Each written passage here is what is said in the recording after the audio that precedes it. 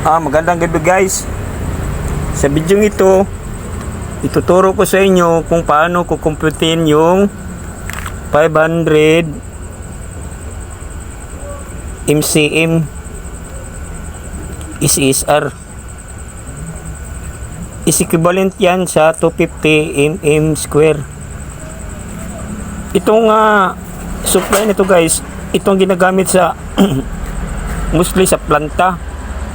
Lalo na yung nagtatrabaho pa ako sa plant Gabriela 271 layer 272 plant 272 layer MIP sa taas, at saka sa Tayuyod din PIPC 12.